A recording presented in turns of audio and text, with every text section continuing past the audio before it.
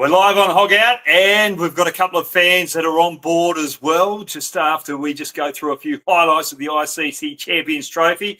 Oh, it's been great. Pakistan getting beaten by New Zealand on their home turf, and then India beating Bangladesh. And tonight we've got Afghanistan taking on South Africa. There's so much cricket, and the big one just around the corner. India taking on Pakistan in neutral territory. Oh, we'll see if we can get a big crowd there in Dubai. I'm really looking forward to it. But the Champions Trophy, the first game that we had on was Pakistan taking on New Zealand. And Babar Azam, one of the best in the business, he needs to change his game plan because he was a little too slow in his 60-odd that he made and just put too much pressure on the middle order. Now, if Pakistan are going to have to or want to go further in this tournament and play finals on their home soil, well, Babar Azam and others who will open with him have to take more risks in the power play and make sure they get them off to a good start. You cannot be taking up so many dot balls and leaving till the 30th over and thinking, right, we're playing a T20 here. We've got to be over 10 runs and over. You can't do that in one-day international cricket. Keep the rhythm going. So, Babar Azam, lift your game. Who was sensational in this particular series? This game, Mitchell Santner.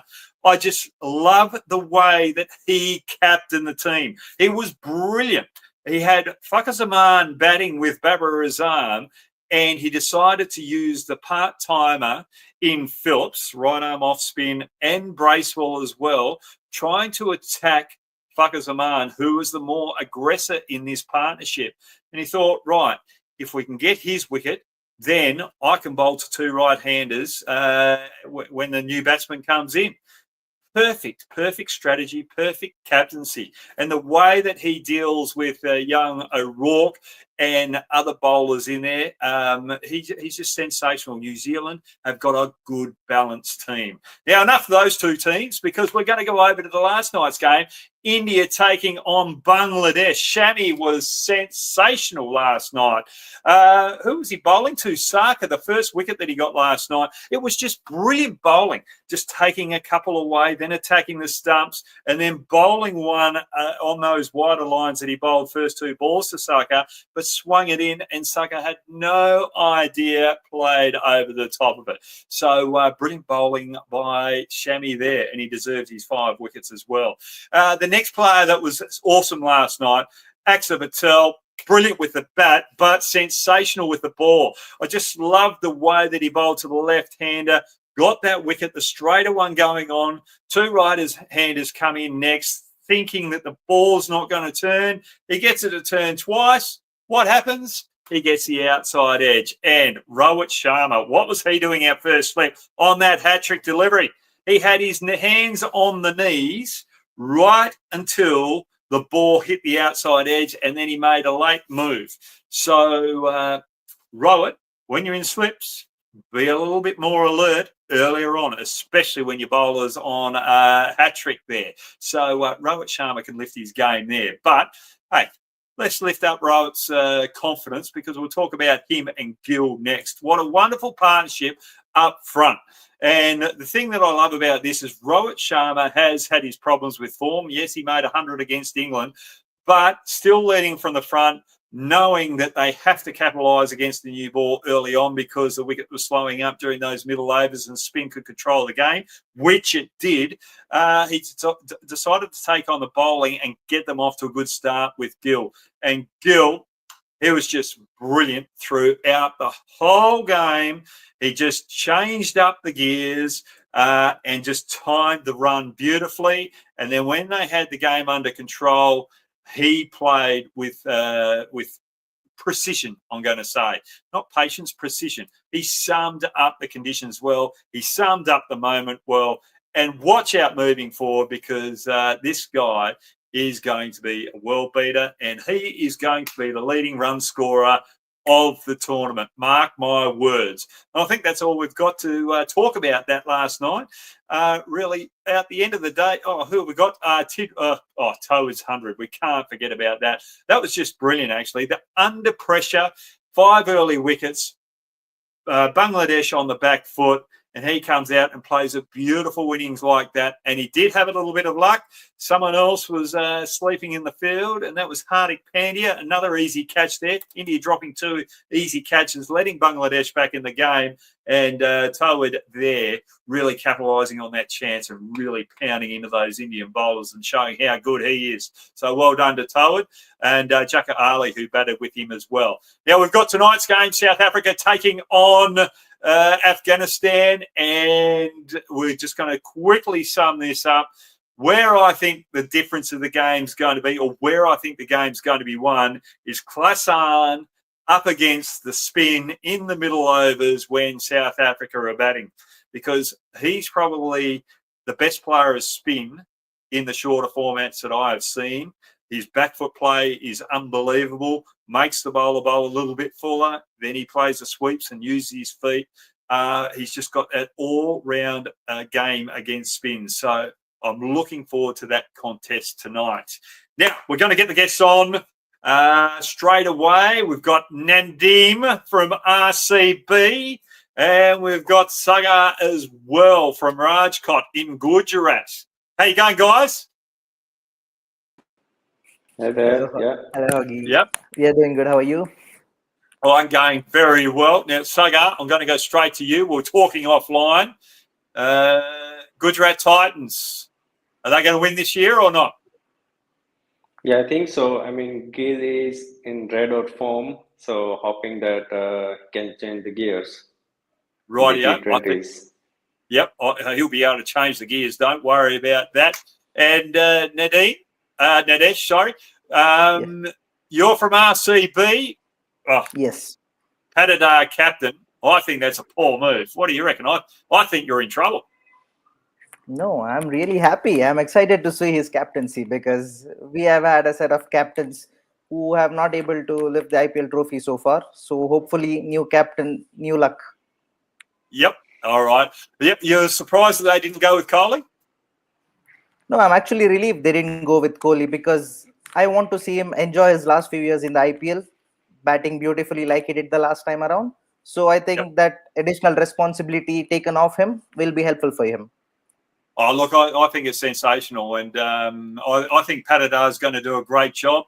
He did a good job for his home team in the, what was it, Syed Ali T20 tournament. Mushtaq Ali. Yeah, he did exceptionally well there as captain, as a leader, and batted well under pressure as well. So I'm looking forward to seeing how he goes about his business. But we're going to get off the IPL because the ICC Champions Trophy's on. You two are from India, and you'll be very happy with the way things are going. Now, who's going to fire their question at me first? I think we go to Rajkot. So, before we get into the meat, we'll go to the vegetarian state in Gujarat. All right. Yeah.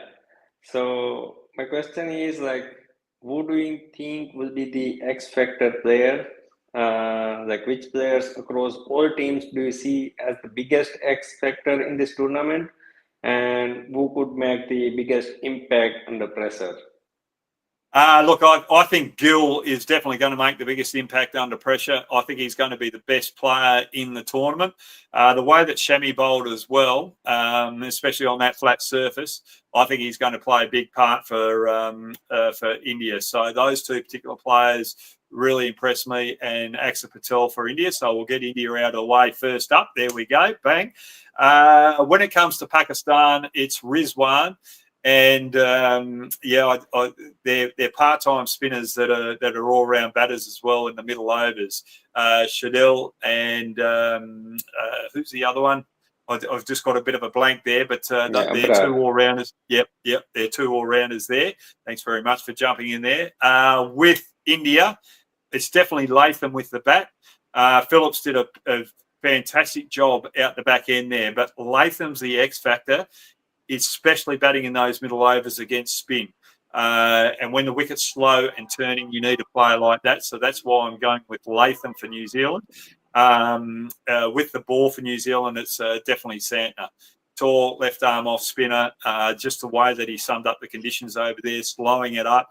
Not necessarily going for wickets, but just keeping it tight, keeping the pressure on for the rest of his team.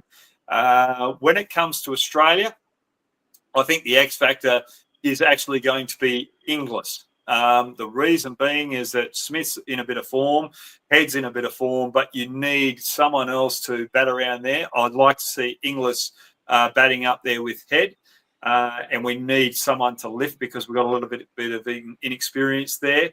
And when it comes to the ball, I'm hoping that Nathan Ellis will be our X factor. He's a bowler that's small, skiddy, but he's got so many change-ups, just the way that he played in the BBL for the Hobart Hurricanes just recently. Awesome. Brilliant. Under pressure. So he's going to carry the likes of Abbott and Johnson with the fast bowlers. So he's the X factor for Australia. Who else have we got there? South Africa. I think the X factor there is going to be Shamsy. Shamsy's got to be economical with the ball, but also wicket taking.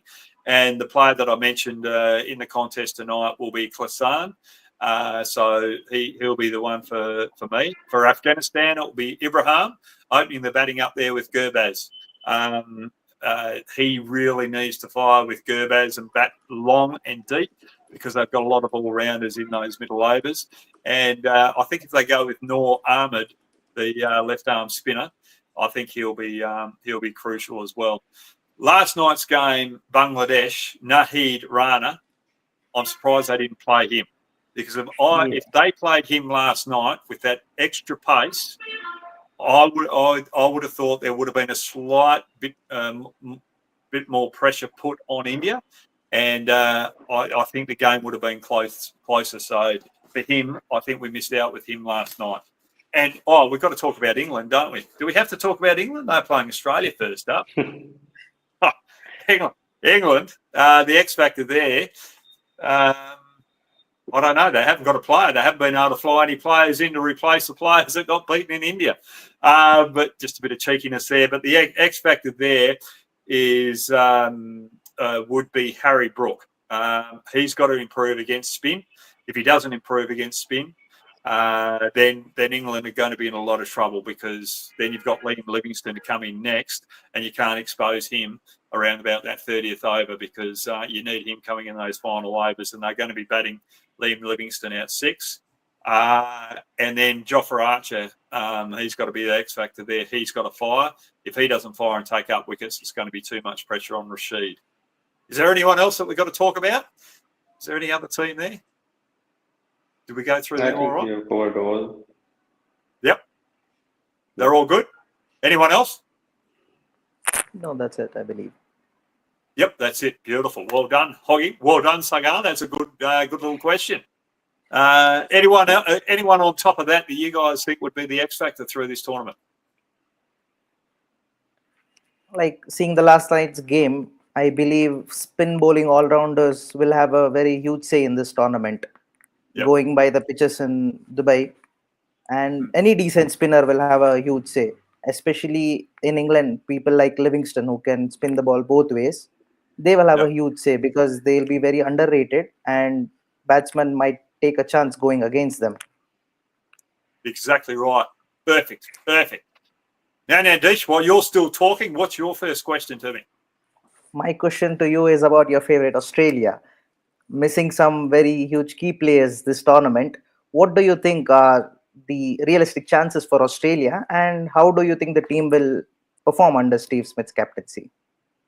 Look, with the team that they've got, obviously there's a few concerns there, especially the bowling department and who's going to bat 3 and who's going to open the batting, because Matt Short and Fraser McGurk did not fire when they were over in Sri Lanka. But I'd go with Head, Inglis and Fraser McGurk as the X factor out 3.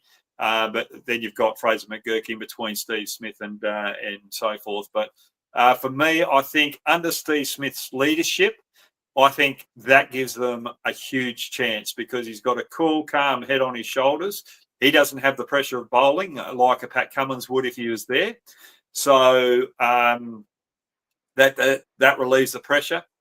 He's very smart tactically, and he'll make sure that he allows those bowlers to bowl with a little bit more freedom, take the pressure off, and just give them a game plan to suit their abilities. He won't try and ask them to do anything more than what they can execute.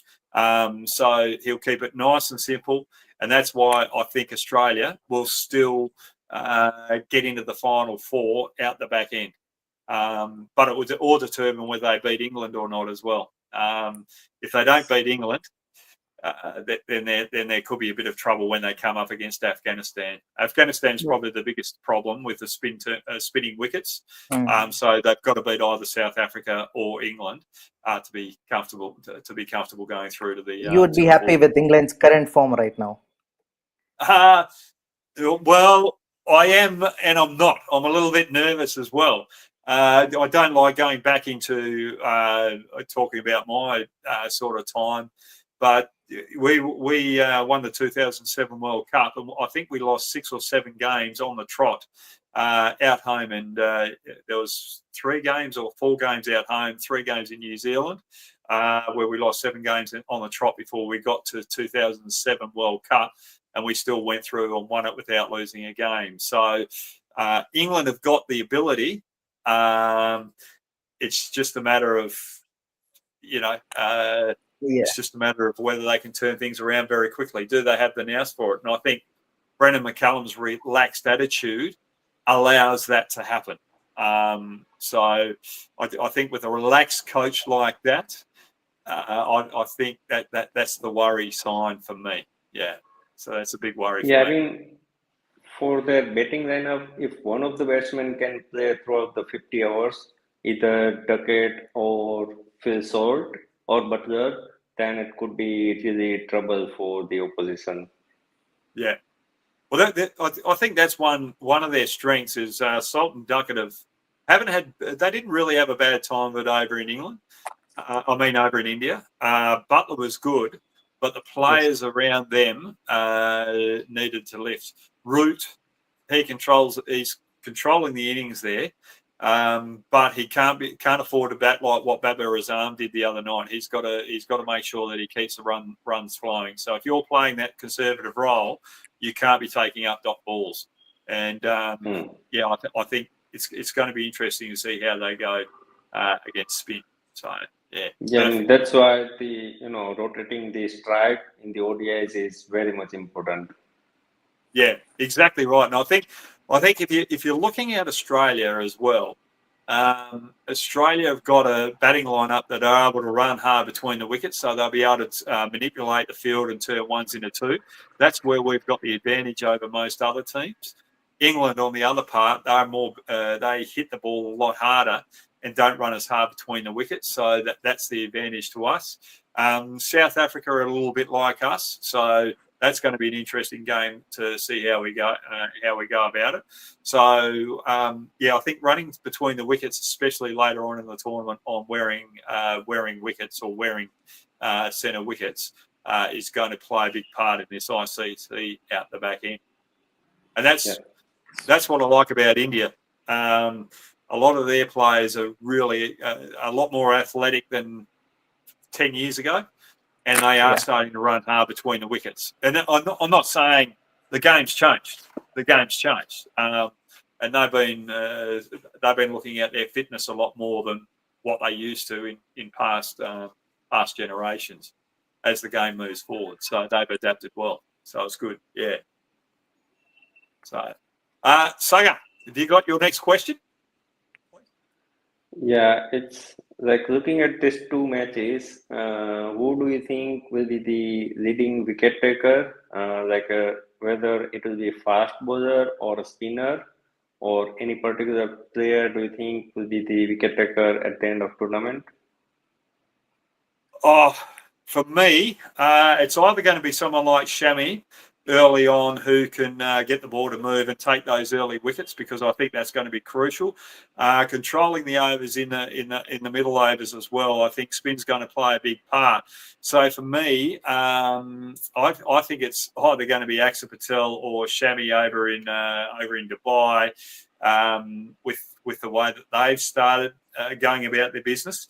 But I think someone like Rashid Khan or Noor Ahmed from Afghanistan as well. Watch out for those two particular bowlers because they can play a big part for Afghanistan moving forward as well on some big turning wickets as well. So that'd be the four that I'd be actually looking at. And then another wicket taker would be Rabada from South Africa with the new ball as well. And I'm going to say Nathan Ellis from Australia, especially with his change-ups through those middle overs and death bowling as well.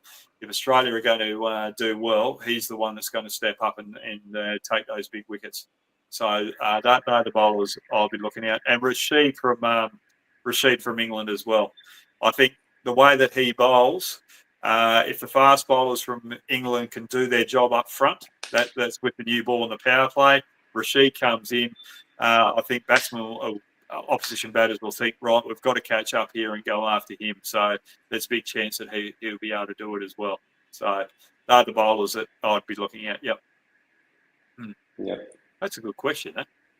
There's so I'm many, surprised why Rashid isn't playing in the test matches for England.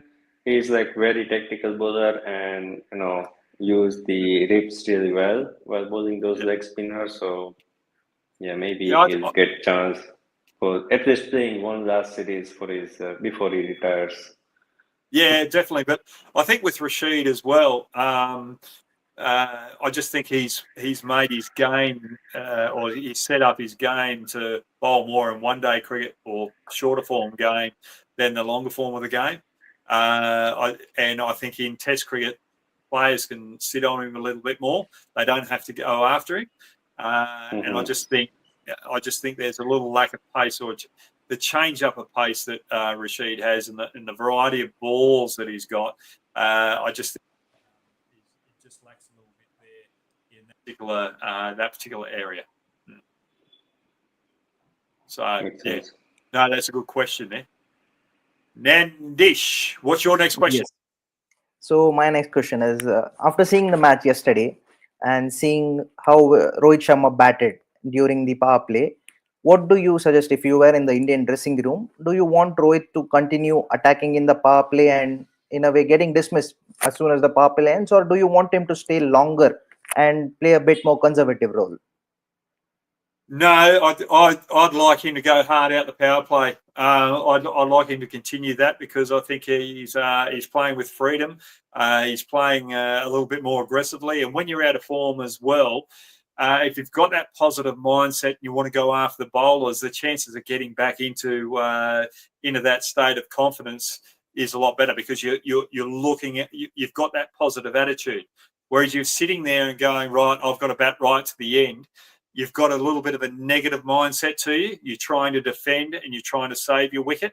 And I think in this day and age, the way that the game's played, you've got to be more aggressive, especially up front, and especially on those wickets over in Dubai, the one the other night, looked as though it was slowing down at the back end, looked as though it was going to be a little bit harder to bat on. So I think that aggression, he's got to continue it. And if that he comes off, he's given them a good start. If he doesn't come off, then they've got the batting to follow to be able to capitalise on it, and they bat deep as well. So I think that with the setup that India have got, I think it's just perfect for Rohit Sharma to go hard out the bowling. I think with that as well, Virat Kohli's got to have that same mindset as well. He's got to be a little bit more positive and a little bit more attacking as well. I just think the Test series down here in Australia just a little bit negative, looking to defend or looking to be a little bit more defensive, letting the ball go outside off stump rather than playing out it aggressively. So he's in two minds there. He's got to get out of that two mind state. But they're both legends, aren't they? Virat Kohli, you can't beat his record, and you know that something special is going to come up around the corner sooner than later. So don't write them off. That's a good question, but Rohit Sharma, there's a lot of talk about him. Yeah. Just keep playing positive. Yeah, especially with Gill in form out the other end. Yes. We would love, because we love both Rohit and Virat, and nobody loves more than us watching them get hundreds. So hopefully they get them soon. Yep, hopefully too. Hopefully. But I'm hoping that Travis Head and Steve Smith get big hundreds as well as Inglis. So Yeah, it'll be all good. Saga, I'm sure Travis Head would get. I'm sure Travis Head would get hundreds. He loves them. Oh, he does. He does. He's. I actually I remember when I retired for a short period of time in 2008, 9, and 10 and 11, where I was out of the game. There, I went up to the Centre of Excellence and just looking at some spinners up there, and Travis Head was up there bowling his right arm off spinners, and he was one that we're looking at to play for Australia in the longer form as a frontline spinner who could bat a bit. We knew that he could bat and could bat as a frontline batter, but the way the ball came out was just it was Nathan Lyon stuff up there. But then he's concentrated more on his batting and his bowling's dropped off a little bit. So Travis Head's got huge ability, and just a great guy, fun guy, and it's just great to see him doing so well. Yes. Sagar, you want to have a little bit of an input? We would have been happier if Smith and Head stuck to bowling rather than batting. No. We would be happier. Yeah, oh, you'd be happier. Yeah, but if they stuck to bowling, we probably wouldn't have the depth of batting that we've got. So we would have been challenging you. We would have dropped off like England have in the last series that they played against you. Yeah. So my next question is, like, do you think any team will surpass the 400 plus score in innings during this tournament, considering the conditions in Pakistan or in Dubai, especially in the last series, triangle series between New Zealand, Pakistan, and so New Zealand did like 350 plus, and Pakistan chased down the 350 plus as well. So do you think we'll go over 400 this series or tournament? Was that game in indoor or was it in Karachi? I think it was in Karachi. Yeah, because I'm looking at the game tonight indoor. Hopefully that'll be a bit of a flatter track. So it's a new track as well. I think if a team's going to do it, I think it might be South Africa. And you've got to look out the teams that are playing in indoor, I think, because the Karachi wicket looks so slow and difficult to really be aggressive with the bat. So I'm hoping tonight's wicket will be a good one, and one where batters can really stroke the ball. So I think it might be South Africa. If the ball doesn't turn tonight, they might be able to get to that 400 mark with the batting lineup that they've got. If they play, I'm not quite sure. Hang on, I've got the fixtures here. Where do they play Australia? England plays South Africa in Karachi. I think South Africa play Rawalpindi. And Australia. Yeah, that's our Rawalpindi. That could be a game. That could be a game where the 400 could be broken, especially with Australia's younger attack. So I think if I'm going to back a team, it will be either South Africa or England in our group, because the way that England play, they're aggressive. It will be either those two teams that make it. Actually, I'm going to say England more so than South Africa. If they all have a day out, Harry Brook takes off, Liam Livingstone takes off out the back end. England are probably the most likely team. Yeah. Because when I look at South Africa, they got Zorzi, I think, and Bavuma, who might be opening the batting, and they might just be too slow out the top order to get that total. So it depends how they get them off to a start. So England will be the team that gets 400 if there's going to be a team in this tournament. Yep. That's a good question. Made me think. Beautiful. Nandish. Yes. So my next question is, how difficult do you think it will be for the teams adapting to two different countries playing in the same tournament? For example, New Zealand will be playing in Pakistan as well as they'll be traveling to Dubai to play India. So how difficult will it be to adjust to the different conditions in the same tournament?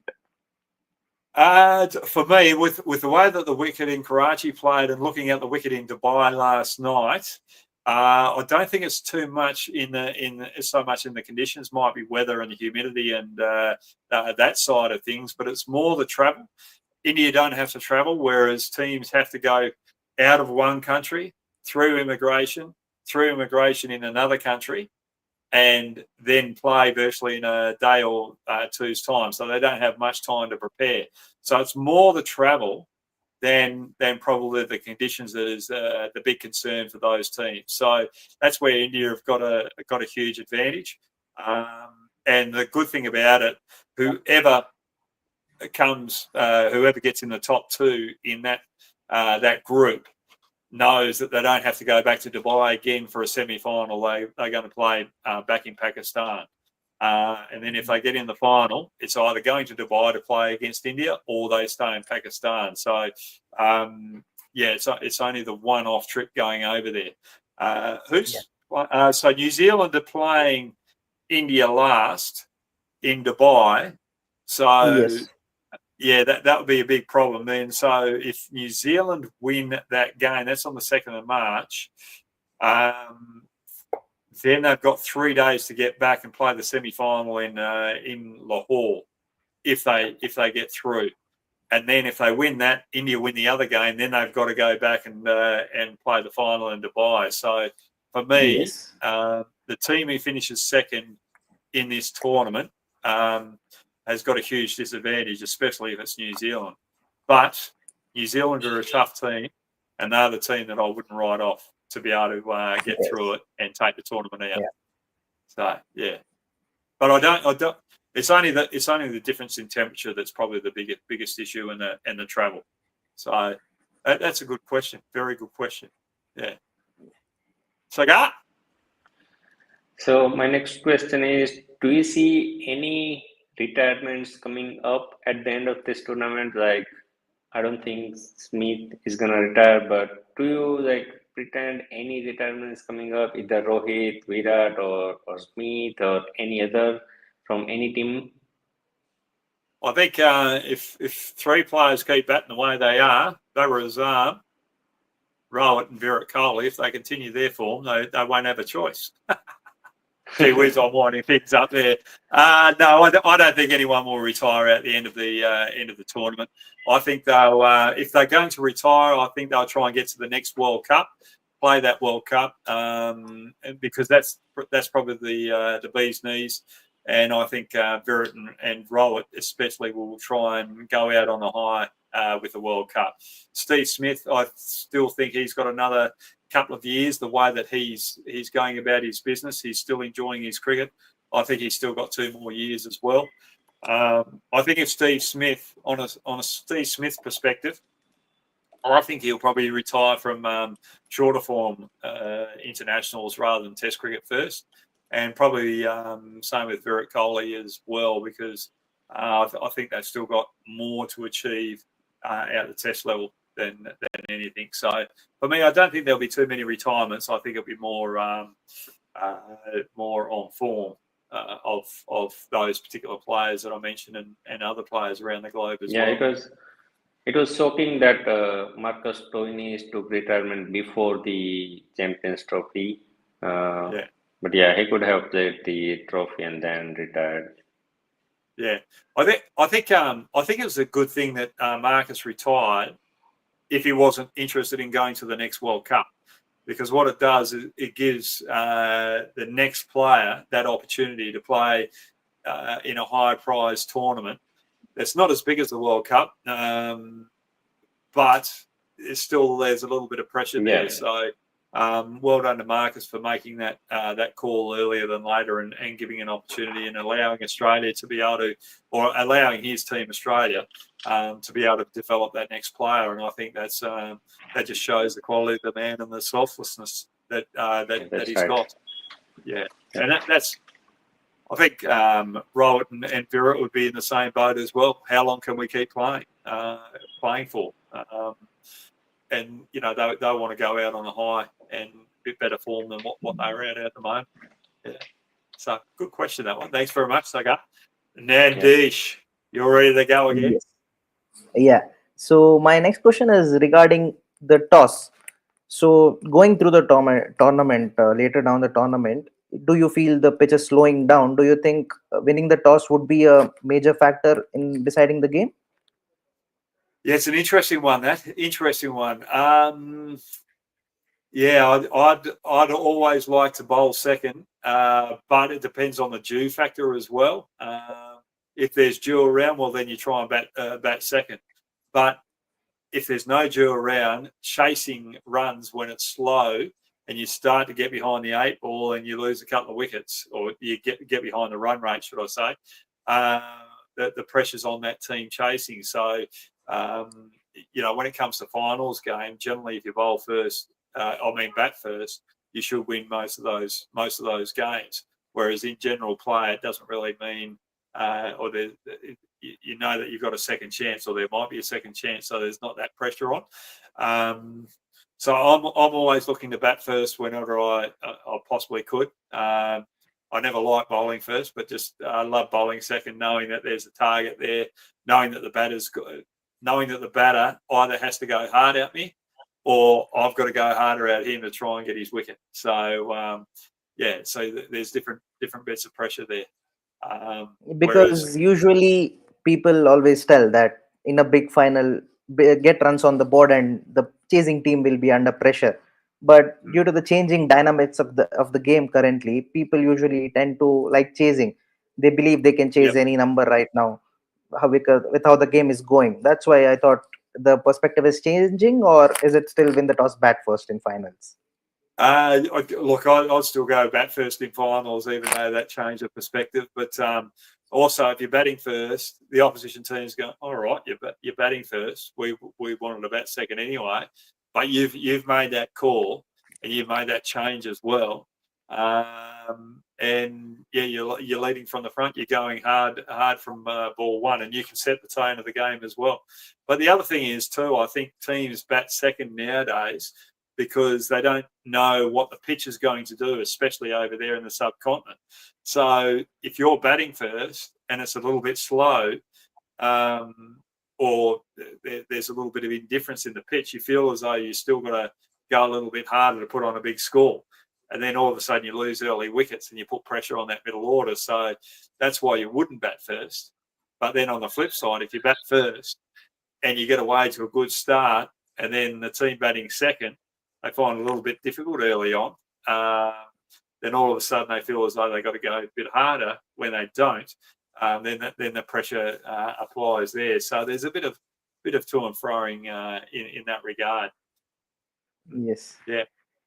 Sagar, all the way from Rajkot. Yep. Yeah, I wanted to ask you about the Kohli's finishing ability. In the recent time, Kohli hasn't been finishing the games like the way he used to do in the past. Do you think that's the little bit concern for India, or it's like because Shubman Gill is stepping up and taking that role really well, and I feel like Kohli is putting a lot of pressure on himself and just finding a new ways to get out. He has that weakness against that outside off ball, but also he's getting out a lot of time against spinner as well, like leg spinner most of the time. Yep. Sagar, you bring up a good point there, putting so much pressure on himself. I think, one of the things with Virat Kohli and Rohit for that matter as well, you've got a reputation and you want to continue that reputation. And sometimes the reputation does play a little bit of havoc on your in the back of your mind. So he might feel that pressure of not living up to the standards that he's set so early on in his career. So we've got to be respectful of that. And yeah, just not knowing how to play, because the youngsters that are coming into the game at the present moment are playing with a lot more aggression. They're taking on the bowlers.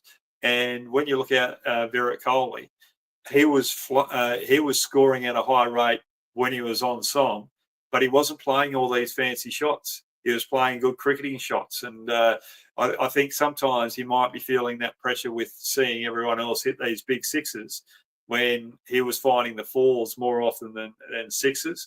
and he was playing more conventional cricket. So, I think he's got to go back to what worked for him many moons ago.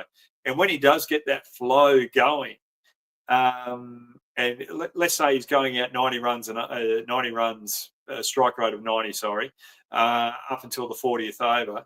We know when he gets to that 40th over in those final 10 overs, he can really ramp it up and go out around about 180 strike rate or even 200 strike rate. We've seen him do that in the IPL. So we know the more time he spends out there, the more dangerous he's going to be out the back.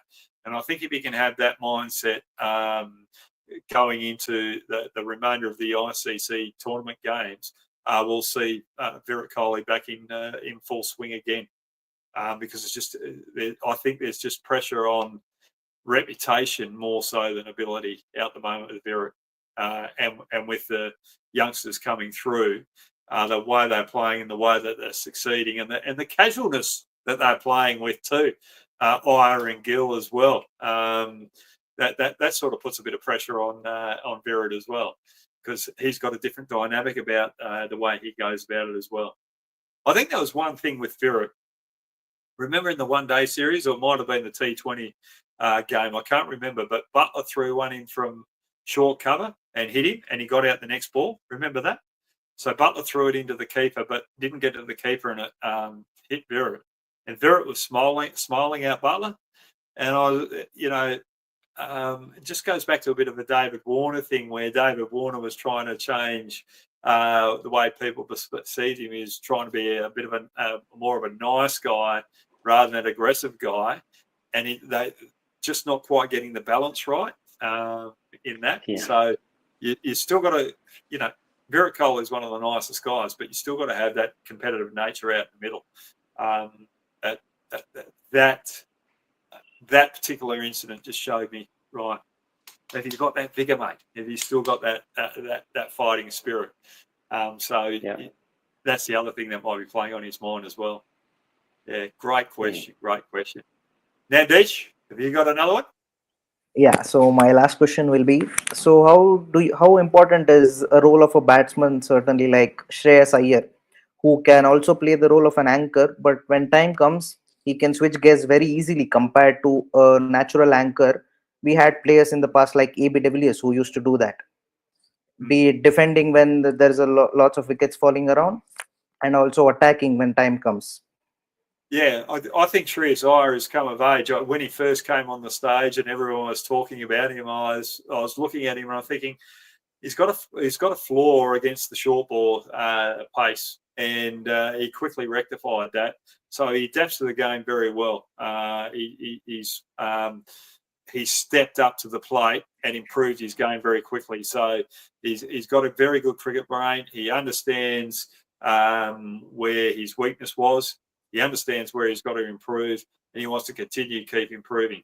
I think he can change those gears up and down.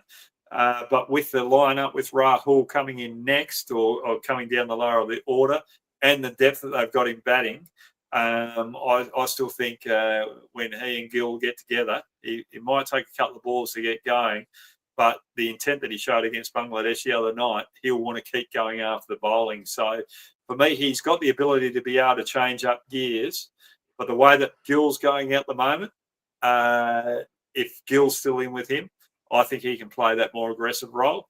If Gill's not in there and you've got someone like Virat Kohli who's just still trying to find his feet, he might be able to play a little bit more conservatively, and that will help him out the back end where he's got used to the conditions and then power away at the back end. So definitely I think Iyer's got that ability to have the different gears, and I think it will play out in this ICC Champions Trophy at some stage. Yeah, that's a very, very good question.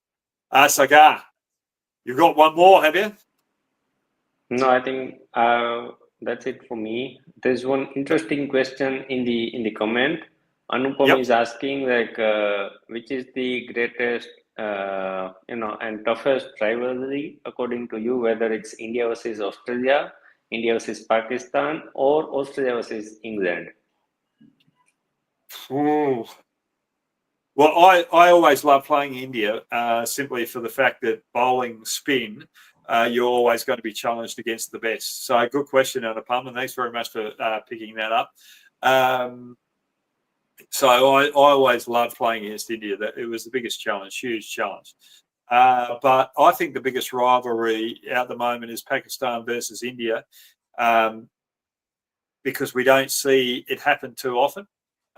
It should be happening a lot more than what it is now, but we've got political issues and we all know about that. No point in talking about that.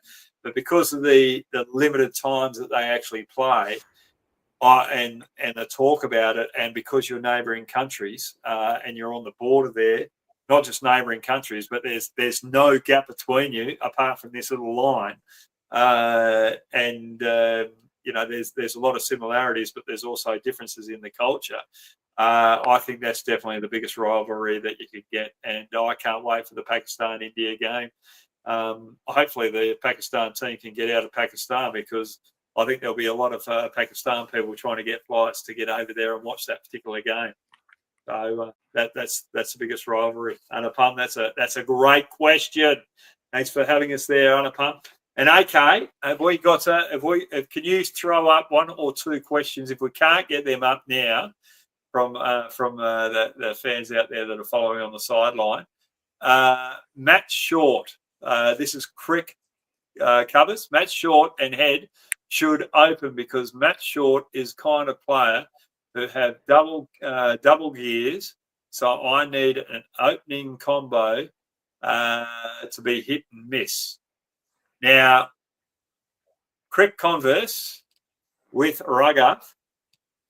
I'm not going to disagree with you, and I'm actually going to agree with you. If that happens, then Inglis has got to bat number 3 and have Matt Short open the batting.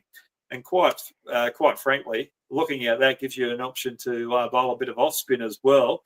So I'm just going to change my lineup, because I had Fraser McGirt coming in there at 3. No, Fraser, you can go and sit in the sidelines and just look and see how it's done and learn a bit more, and get Matt Short in there at the top of the order, and provides a little bit of off spin as well. Yes, Raghuv, I'm going to agree with you. So change my mind there. Do you two agree? Nandish? Yes. Yeah, Yep. I do agree, because having seen the impact of spin on these pitches, anybody who can bowl a bit is added advantage to the team. Yeah. Beautiful. What about you? Yeah, I think Sagar? I would still go with Jack and Head. If Yep. Jack can play some fireworks in the power play, like first 10 overs, that would be great. And then Travis Head can, play a part with the spinners, and he gets settled in the first 10 overs. So it will be like when they play in the Sunrisers, like Head and Abhishek plays like a fire bullet. It's the same thing they can do in the Australian team, Head with Jack. Yep, rightio. So you're going with Jack. Rightio, Yeah. Beautiful. Okay, we've got one more question there. Kanapati Jaya Krishna. Should India play Varun Chakravarti Hogg? He looks more dangerous than Kuldeep and is in form last 6 months. Ganapati, you cannot drop a left arm leg spinner. Varun will have to do his time. But you have got a good point there, Ganapati. Varun is in form. And Kuldeep the other night, yeah, he looked as though he's getting the ball in the right areas. But with the other options that India have got there, who's going to be the bigger wicket taker over there in Dubai? You've got 2 left arm off spinners that are playing in there. Right arm off spinner that's a mystery spinner. Yeah, I think I'm going to be harsh on Kuldeep here. I think Varun, with the form that he's been in, especially against England, I think they could make a change there and bring him in. I'm going to go with you, Sagar, first. What do you think? I feel like, yeah, we can drop Kuldeep and have Varun, but it's a matter of day. Like at the day of Kuldeep, he can have a 5-4 and be the match winner for the team, and same goes to Varun. But I feel like Jadeja and Akshar both has similarity in the bowling action, and both are left arm bowlers. So maybe we can drop one of them, but I don't think it's gonna happen.